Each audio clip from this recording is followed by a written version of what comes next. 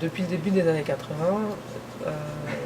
jusqu'à aujourd'hui, donc ça fait presque 30 ans d'expérience, à Montréal, on a maintenant un service de transport adapté qui fait partie de la STM, au même titre que le réseau de bus et que le réseau du métro.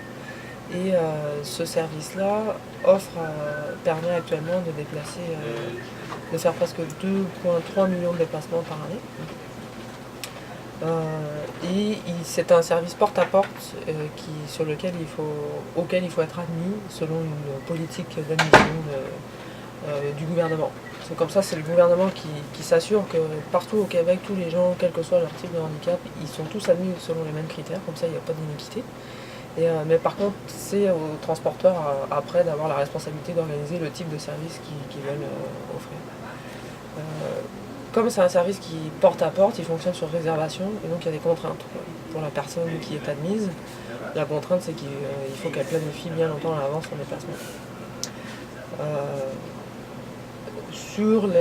Suite aux pressions depuis le départ des groupes associatifs, le transport adapté s'est beaucoup amélioré, puis maintenant offre une bonne qualité de service. Et c'est depuis le début des années 90 qu'il y a des mesures qui ont été développées. Comme par exemple, avant il y avait des autobus avec des marches, ce qu'on appelle des autobus classiques. Maintenant, depuis 1996, la STM a encouragé les fabricants d'autobus à construire des autobus à plancher surbaissé, sans marche, avec une rampe télescopique qui permettait l'accès aux personnes en fauteuil roulant. Puis aujourd'hui, il me semble qu'on est rendu à 93 ou 95% de notre réseau de bus est à plancher bas avec des rampes qui permettent cet accès. En ce qui concerne le métro,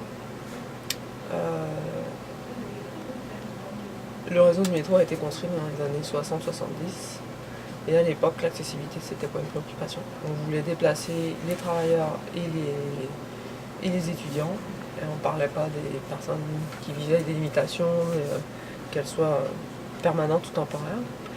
Et donc on se retrouve aujourd'hui avec un défi d'ingénierie assez important quand on veut adapter le réseau du métro pour y construire des ascenseurs.